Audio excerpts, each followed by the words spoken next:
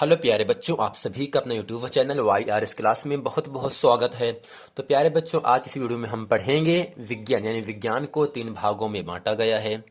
रसायन विज्ञान, जीव विज्ञान और आपका है भौतिक विज्ञान। यानी इस वीडियो में मैं आज आपके सामने रसायन विज्ञान का जो आपका अध्याय दूसरा है, धातु एवं अधातु, इस अध्याय 2 में जितने भी बहुविकल्पी के महत्वपूर्ण प्रश्न हैं, मैं आज उन सभी प्रश्नों को आपके सामने 6 तरीके से बताने वाला हूं। चलते हैं प्यारे बच्चों प्रश्न नंबर 1 में। प्रश्न नंबर 1 आपके सामने कह रहा है, जो तत्व तनु अम्लों से क्रिया करके हाइड्रोजन गैस मुक्त करते हैं उनको कहते हैं। तो प्यारे बच्चों प्रश्न है आपके सामने, जो तत्व तनु अम्लों से यानी तनु अम्ल का मतलब होता है पतला अम्ल, यानी जो तत्व पतले अम्लों से क्रिया करके हाइड्रोजन गैस मुक्त करते हैं यानी बाहर निकालते हैं, उनको क्या कहते हैं। ऑप्शन पहला है धातु, अधातु, मिश्र धातु, उपधातु। तो प्यारे बच्चों आपको याद रखना है, तन अम्लों से क्रिया करके हाइड्रोजन गैस बाहर करते हैं, वो इन चारों ऑप्शन में ऑप्शन नंबर आपका कौन सा है, पहला सही है धातु। यानी जो धातु है वह तनु अम्लों से क्रिया करके क्या देता है प्यारे बच्चों, हाइड्रोजन गैस, जबकि हाइड्रोजन गैस का सूत्र होता है H2। प्रश्न नंबर 2 आपके सामने है, आर्सेनिक है। पहला ऑप्शन है उपधातु, धातु, अधातु, मिश्र धातु। तो प्यारे बच्चों इन चारों ऑप्शन में ऑप्शन नंबर आपका पहला सही है, उपधातु। अगर कोई आपसे पूछे बच्चों बताओ आर्सेनिक क्या है, धातु है, अधातु है, मिश्र धातु है या उपधातु है, तो आपको बता देना है आर्सेनिक एक उपधातु है। प्रश्न नंबर 3 आपके सामने कह रहा है, सिल्वर धातु को वायु में गर्म करने पर क्या होता है। सिल्वर धातु को वायु में यानी हवा में गर्म करने पर क्या होता है। पहला ऑप्शन है Ag2O बनता है, दूसरा ऑप्शन है AgO बनता है, तीसरा ऑप्शन है AgOH बनता है, चौथा ऑप्शन है कोई क्रिया नहीं होती है। तो प्यारे बच्चों आपको याद रखना है, सिल्वर धातु को वायु में हम जब गर्म करते हैं तो क्या बनता है, AgO बनता है, अर्थात सिल्वर ऑक्साइड बनता है, जो कि इन चारों ऑप्शन में ऑप्शन नंबर आपका दूसरा बनता है। सिल्वर धातु को वायु में गर्म करने पर AgO बनता है। तो प्यारे बच्चों प्रश्न नंबर 4 आपके सामने कह रहा है, जो प्रश्न है एग्जाम की दृष्टि से बहुत ही महत्वपूर्ण प्रश्न है। 4 है, प्रकृति में संयुक्त तथा मुक्त दोनों अवस्थाओं में पाई जाने वाली धातु है। यानी इस पूरी संसार में संयुक्त, लुकी छुपी तथा मुक्त यानी स्वतंत्र अवस्था में दोनों अवस्थाओं में पाई जाने वाली धातु कौन सी है। पहला ऑप्शन Fe जिसे हम आयरन कहते हैं, दूसरा ऑप्शन है Zn जिसे हम जिंक कहते हैं, तीसरा ऑप्शन है Cu जिसे कहते हैं कॉपर, चौथा ऑप्शन Al जिसे हम कहते हैं एल्यूमिनियम कहते हैं। तो प्यारे बच्चों इन चारों ऑप्शन में ऑप्शन नंबर आपका कौन सा सही है, तीसरा सही है। यानी प्रकृति में संयुक्त तथा मुक्त दोनों अवस्थाओं में पाई जाने वाली धातु कौन सी है, वो ऑप्शन नंबर आपका तीसरा है। तीसरा का नाम क्या है, कॉपर है।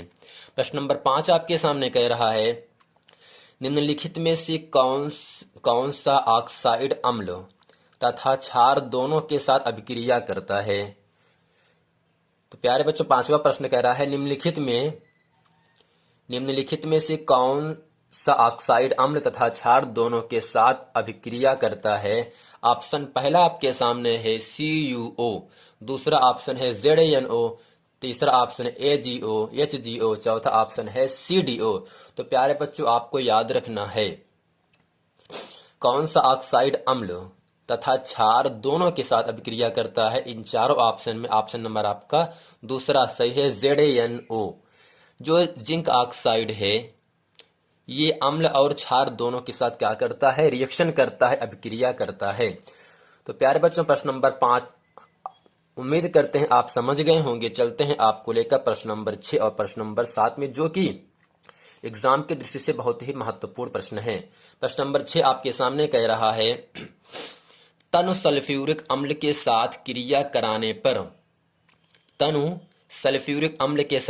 कराने पर निम्नलिखित में से कौन सी धातु हाइड्रोजन गैस मुक्त यानी बाहर नहीं करती है। तनु सल्फ्यूरिक अम्ल का मतलब होता है पतला अम्ल, यानी पतले अम्ल के साथ क्रिया कराने पर निम्नलिखित में से कौन सी धातु हाइड्रोजन गैस मुक्त नहीं करती, यानी हाइड्रोजन गैस को बाहर नहीं करती है। ऑप्शन फर्स्ट है जेडएन, दूसरा है सीडी, तीसरा एचजी जिसे हम मरकरी के नाम से जानते हैं, चौथा आपका एमनी जिसे हम मैग्नीशियम के नाम से जानते हैं। तो प्यारे बच्चों इन चारों ऑप्शन में ऑप्शन नंबर आपका तीसरा सही है एचजी। जो एचजी आपका है ये तन सल्फ्यूरिक अम्ल के साथ क्रिया करके हाइड्रोजन गैस को क्या करता है, बाहर नहीं करता है। प्रश्न नंबर 7 आपके सामने कह रहा है निम्नलिखित में से कौन सी धातु उभयधर्मी ऑक्साइड बनाती है, यानी धातु और ऑक्साइड दोनों का गुण प्रदर्शित करता है, यानी उभयधर्मी ऑक्साइड बनाती है। ऑप्शन पहला आपके सामने है Cu, दूसरा ऑप्शन है Fe, तीसरा ऑप्शन है Ag, चौथा ऑप्शन है Zn। तो प्यारे बच्चों इन चारों ऑप्शन में ऑप्शन नंबर आपका चौथा सही है Zn। जो Zn धातु है वो एक आपका उभयधर्मी ऑक्साइड बनाता है। तो प्यारे बच्चों प्रश्न नंबर 7 तक हम उम्मीद करते हैं आप अच्छे तरीके से समझ गए होंगे। चलते हैं आपको लेकर प्रश्न नंबर 8 में।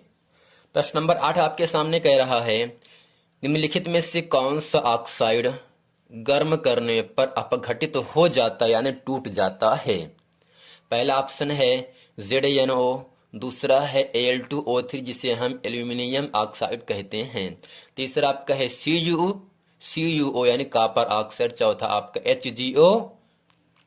तो प्यारे बच्चों इन चारों ऑप्शन में ऑप्शन नंबर आपका चौथा सही है HgO, यानी प्यारे बच्चों HgO जो ऑक्साइड आपका है इसे गर्म करने पर क्या होता है, आपका टूट जाता है। Hg और O में क्या होता है, आपका टूट जाता है। प्रश्न नंबर 9 आपके सामने कह रहा है निम्नलिखित में से सबसे अधिक सक्रिय धातु है। सक्रिय धातु का मतलब ये होता है सबसे मजबूत धातु। ऑप्शन पहला आपका है Fe, दूसरा है Zn, तीसरा आपका है Ni। Ni का मतलब निकिल होता है, जबकि चौथा आपका है Cu का मतलब कॉपर हो जाता है।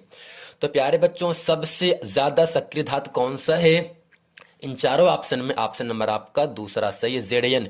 Zn क्या प्यारे बच्चों एक आपका सबसे मजबूत सबसे अधिक सक्रिय धातु है। प्रश्न नंबर 10 आपके सामने कह रहा है 10 आपसे कह रहा है धातु जो सरलता से ऑक्सीकृत हो जाती है वह है। तो प्यारे बच्चों धातु जो सरलता से यानी आसानी से ऑक्सीकृत हो जाता है, ऑक्सीजन निकल जाता है उससे, वह है इन चारों ऑप्शन में ऑप्शन नंबर आपका पहला है Cu, दूसरा ऑप्शन है Ag, तीसरा ऑप्शन है Al, चौथा ऑप्शन है Pt। तो प्यारे बच्चों इन चारों ऑप्शन में ऑप्शन नंबर आपका तीसरा सही है। प्रश्न नंबर 11 आपसे कह रहा है आपके सामने 11 आपसे कह रहा है अमलगम होते हैं। ऑप्शन पहला आपके सामने है अपधातु, दूसरा यहाँ पर होना चाहिए उपधातु, दूसरा होना चाहिए मिश्र धातु, तीसरा होना चाहिए यौगिक, चौथा ऑप्शन आपके सामने है मिश्रण। यानी प्यारे बच्चों अमलगम इन चारों में कौन से होते हैं, उपधातु होते हैं, मिश्र धातु होते हैं, या यौगिक होते हैं, या मिश्रण होते हैं। तो प्यारे बच्चों इन चारों ऑप्शन में ऑप्शन नंबर आपका दूसरा सही है मिश्र धातु। अगर आपसे कोई पूछे अमलगम क्या होते हैं, धातु अधातु उपधातु या इनमें से कोई नहीं, तो आपको बता देना मिश्र धातु होते हैं। प्रश्न नंबर 12 आपके सामने कह रहा है 12 कह रहा है धातु जो सामान्य ताप पर द्रव होती है, यानी वह कौन सी धातु है जो सामान्य ताप पर क्या रहे, द्रव रहे। क्या रहे प्यारे बच्चों, द्रव का मतलब होता है बहने वाली चीजें वस्तुएं हों। ऑप्शन पहला है पारा, दूसरा ऑप्शन लोहा, तीसरा ऑप्शन जल, चौथा ऑप्शन आपका है ब्रोमीन जल। तो प्यारे बच्चों इन चारों ऑप्शन में ऑप्शन नंबर आपका पहला ऑप्शन सही है पारा। पारा क्या है, जो सामान्य ताप पर क्या होती है प्यारे बच्चों, द्रव होती है। पारा है कि धातु है जो सामान्य ताप पर क्या होता है, द्रव अवस्था में पाया जाता है। तो प्यारे बच्चों उम्मीद करते हैं ये पूरा प्रश्न वीडियो आपको अच्छे तरीके से समझ में आ गया होगा। यदि ये वीडियो आपको समझ में तो वीडियो को लाइक करें, कमेंट करें, ताकि आने वाला वीडियो आप तक आसानी से पहुंचता रहे।